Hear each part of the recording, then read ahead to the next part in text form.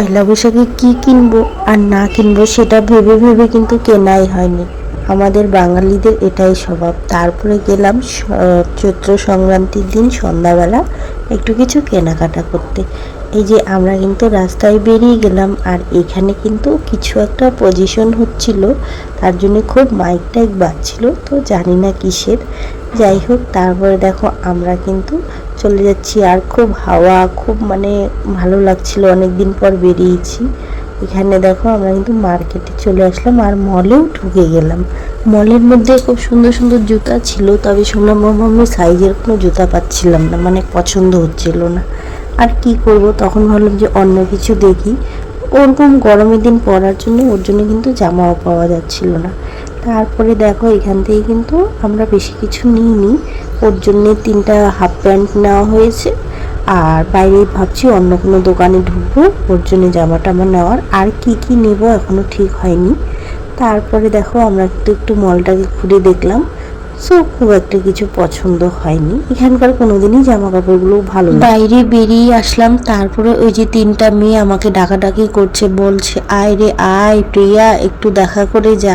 আমার কিন্তু মন মানেনি, আমি তাদের সঙ্গে দেখা করতে চলে গেলাম। আর তারা বলল দেখ আমাদের জামা কাপড়গুলো দেখ, আর তুই নিয়ে চলে যা।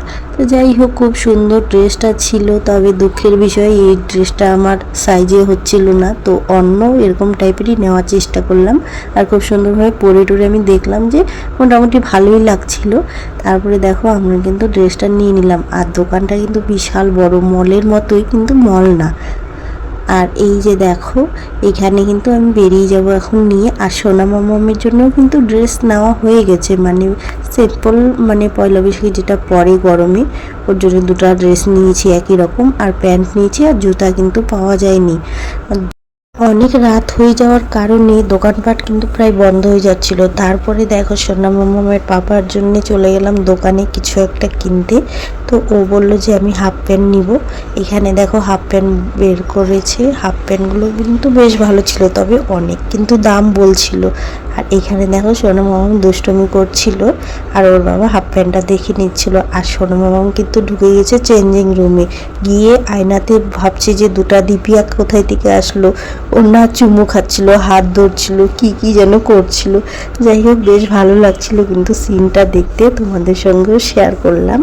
আর তারপরে দেখো আমরা কিন্তু শপিং টপিং করে এখন চলে যাব সোজা বাড়িতে। সো ব্লগটা কেমন লেগেছে সবাই জানিও। টাটা, দেখা হচ্ছে নেক্সট ব্লগে, ততক্ষণে ভালো থেকো।